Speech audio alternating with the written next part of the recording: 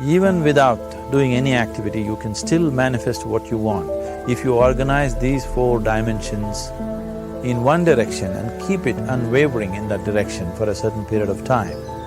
Now he believes Shiva will do it for him and it will happen. So is Shiva going to come and build your house? No, I want you to understand, God will not lift his little finger for you. What has not happened till now on this planet can happen tomorrow. Human beings are capable of making it happen tomorrow.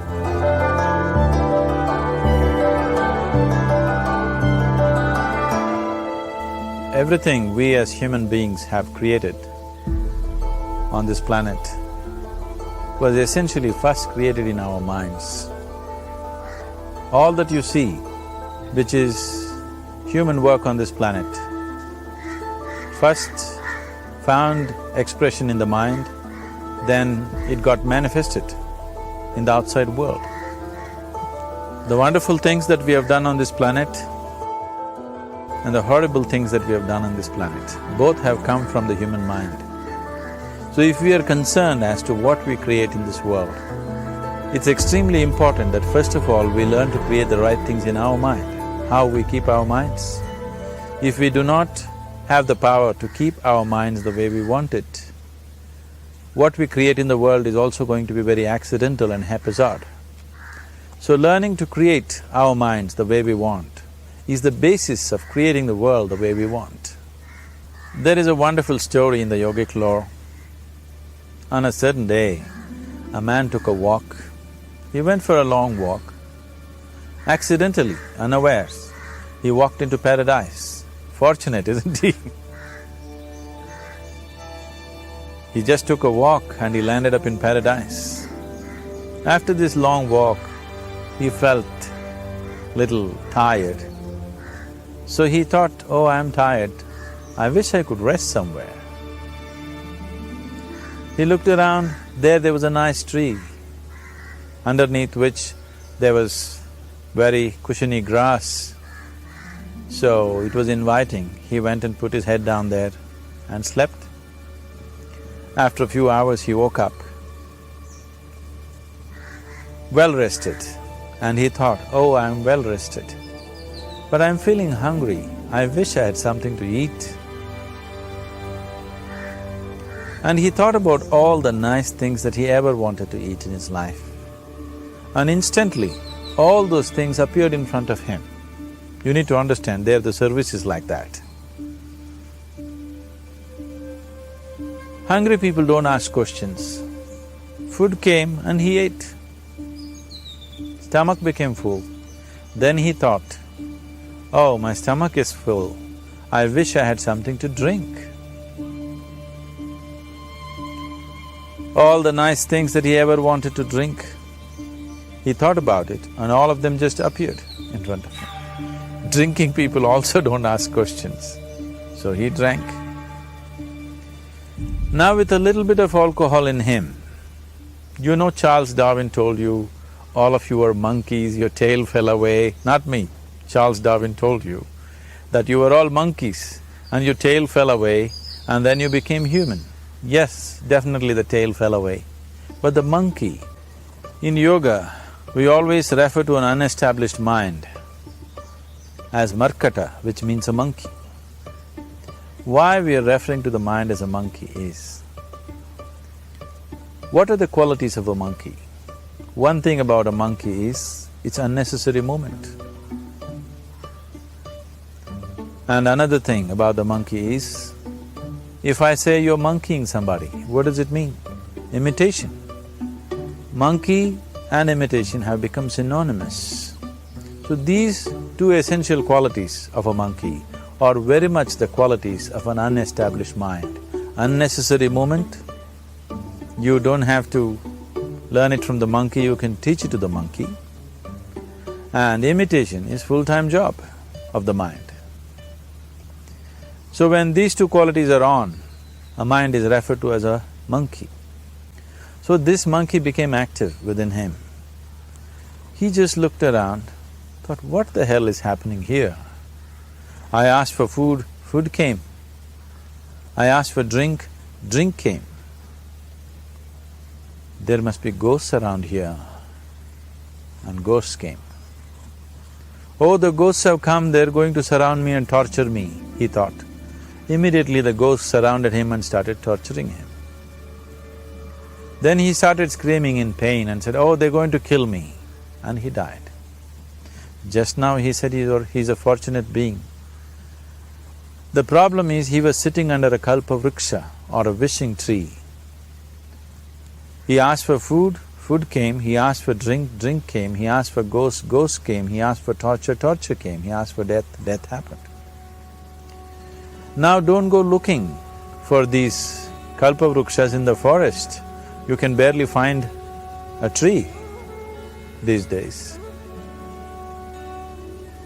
A well-established mind, a mind which is in a state of samyukti, is referred to as a kalpavriksha.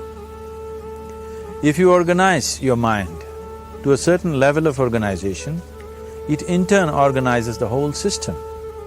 Your body, your emotion, your energies, everything gets organized in that direction.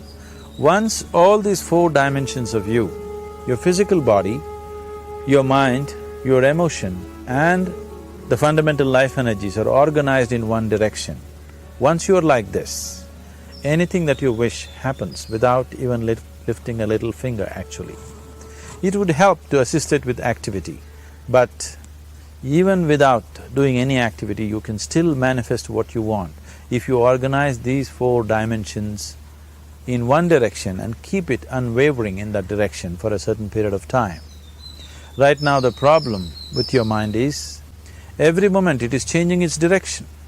It is like you want to travel somewhere and every 2 steps if you keep changing your direction, the question of you reaching the destination is very remote unless it happens by chance. So, organizing our minds and in turn organizing the whole system and these four basic dimensions of who you are right now in one direction, if you do this, you are a kalpavruksha yourself. Anything that you wish will happen. But right now, if you look at your lives, everything that you have wished for till now, if it happens, you have finished. Everything and everybody that you have desired for, if all of that lands up in your house today, could you live with that? Once we're empowered like this, it's very important that our physical action, emotional action, mental action and energy actions are controlled and properly directed. If it is not so, we become destructive, self-destructive. Right now, that is our problem. The technology, which is supposed to make our life beautiful and easy, has become the source of all the problem that we are destroying the very basis of our life, which is the planet. So what should have been a boon, we are making a curse out of it. What has brought incredible levels of comfort and convenience to us in the last 100 years or so has also become a threat to our life simply because we are not conscious action, we are in a compulsive state of action. So organizing our minds fundamentally means moving from a compulsive state of activity to a conscious state of activity. You might have heard of people for whom they asked for something and beyond all expectations it came true for them. Generally this happens to people who are in faith. Now, let's say you want to build a house. If you start thinking, oh, I want to build a house, to build a house I need 50 lakhs, but I have only 50 rupees in my pocket, not possible, not possible, not possible. The moment you say not possible, you are also saying I don't want it. So on one level, you're creating a desire that you want something, on another level, you're saying I don't want it. So in this conflict, it may not happen. Someone who has some faith in a god or in a temple or whatever, who is simple-minded. Faith works only for those people who are simple-minded. Thinking people, people who are too much thinking, for them it never works. A childlike person who has a simple faith in his god or his temple or whatever, he goes to the temple and says, Shiva, I want a house. I don't know how, you must make it for me. Now in his mind there are no negative thoughts. Will it happen? Will it not happen? Is it possible? Is it not possible? These things are completely removed by this simple act of faith. Now he believes Shiva will do it for him and it will happen. So is Shiva going to come and build your house? No, I want you to understand, God will not lift his little finger for you. What you refer to as God is the source of creation. As a creator, he has done a phenomenal job, there's no question about it. Could you think of a better creation than this? Is it in anybody's imagination to think anything better than what is there right now? So as a creator, he has done his job wonderfully well.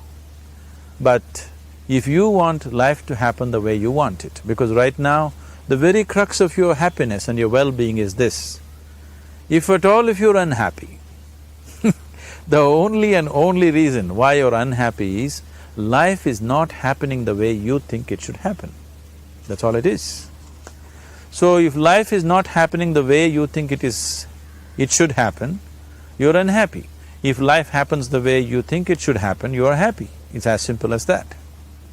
So if life has to happen the way you think it should happen, first of all, how you think, with how much focus you think, how much stability is there in your thought, and how much reverberance is there in the thought process will determine whether your thought will become a reality or is it just an empty thought. Or how you do not create any impediments for your thought by creating negative thought process. This possible is something possible or not possible, is destroying humanity. What is possible and not possible is not your business, it's nature's business. Your business is just to strive for what you want. Right now you're sitting here, if I ask you two simple questions, I want you to just look at this and answer this. Right now from where you're sitting, can you just fly off? You say no. Right now from where you're sitting, can you get up and walk? You'll say yes. What is the basis of this? Why you say no to flying and yes to walking? Because past experience of life, many times you've gotten up and walked, never did you fly off. Or in other words, you're using the past experience of life as a basis for deciding whether something is possible or not possible. Or in other words, you have decided that what has not happened till now cannot happen in your life in future. This is a disgrace to humanity and the human spirit. What has not happened till now on this planet can happen tomorrow. Human beings are capable of making it happen tomorrow. So what is possible and what is not possible is not your business. That is nature's business. Nature will decide that. You just see what is it that you really want and strive for that. And if your thought is created in a powerful way, without any negativity, without any negative thoughts bringing down the intensity of the thought process, the first and foremost thing is you must be clear what is it that you really want. If you do not know what you want, the question of creating it doesn't arise. If you look at what you really want, what every human being wants is, he wants to live joyfully, he wants to live peacefully. In terms of its relationships, he wants it to be loving and affectionate. Or in other words, all that any human being is seeking for is pleasantness within himself, pleasantness around him. This pleasantness, if it happens in our body, we call this health and pleasure. If it happens in our mind, we call this peace and joy. If it happens in our emotion, we call this love and compassion. If it happens in our energy, we call this blissfulness and ecstasy. This is all that a human being is looking for. Whether he is going to his office to work, he wants to make money, build a career, build a family, he sits in the bar, sits in the temple, he is still looking for the same thing. Pleasantness within, pleasantness around. If this is what we want to create, I think it's time we addressed it directly and commit ourselves to creating it. So you want to create yourself as a peaceful human being, joyful human being, loving human being, a pleasant human being on all levels. And do you also want a world like this? A peaceful world, a loving world, a joyful world? No, I want greenery, I want food. When we say a joyful world, that means everything that you want has happened. So this is all that you're looking for. So all that you need to do is commit yourself to creating it, to create a peaceful, joyful and loving world, both for yourself and everybody around you. Every day in the morning, if you start your day with this simple thought in your mind, that today, wherever I go, I will create a peaceful, loving and joyful world. If you fall down 100 times in a day, what does it matter? For a committed man, there is no such thing as failure. If you fall down 100 times, 100 lessons to be learnt. If you commit yourself like this to creating what you really care for, now your mind gets organized. Once your mind gets organized, the way you think is the way you feel, your emotion will get organized. Once your thought and emotion is organized, your energies will get organized in the same direction. Once your thought, emotion and energies are organized, your very body will get organized. Once all these four are organized in one direction, your ability to create and manifest what you want is phenomenal. You are the creator in many ways. That which is the source of creation is functioning within you every moment of your life. It is just that, have you kept access to that dimension or not?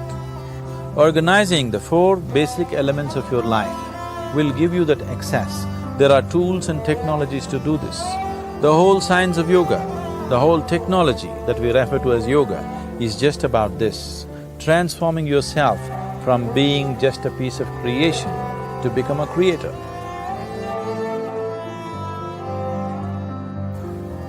It is my wish and my blessing that every human being in this world should have this access to the source of creation within himself, so that he can function here as a creator, not just as a piece of creation.